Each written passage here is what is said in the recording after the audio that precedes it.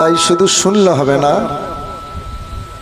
জীবনে অ্যাপ্লাই করতে হবে, প্রয়োগ করতে হবে। তিনি অন্তর্যামী, অন্তরের কথা জানে, আটকে যাওয়া কাজ হয়ে যায়।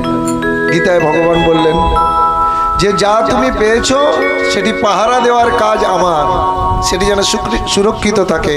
যা পাওনি সেটা পাইয়ে দেওয়ার কাজ আমার।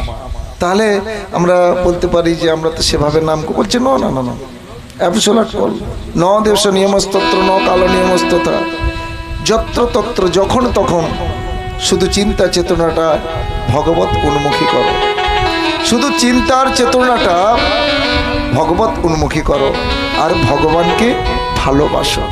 ভালোবাসার কাঙাল, আর কিচ্ছু দরকার নেই, শুধু তাকে ভালোবাসা। এই ভালোবাসাতেই সব কিছু জয় করা যায়, এমনকি ভগবানকেও পাওয়া যায়, তাকে জয় করা যায় শুধু ভালোবাসা।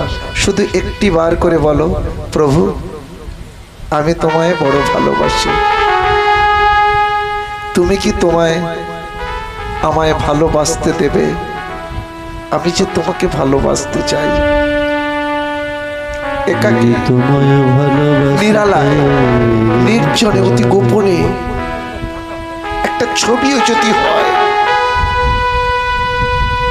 জড়িয়ে ধরে বলো, প্রাণনা আমি যে তোমাকে ভালোবাসতে চাই,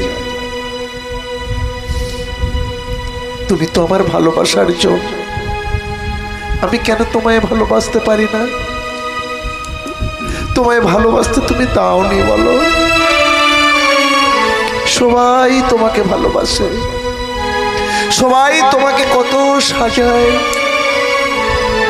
সবাই তোমার কত পুজো করে, শুধু আমি তোমায় ভালোবাসতে পারি না বলো। আসলে তুমি আমায় ভালোবাসতে দাওনি, শুধু এই কথাটা বলো। তোমারে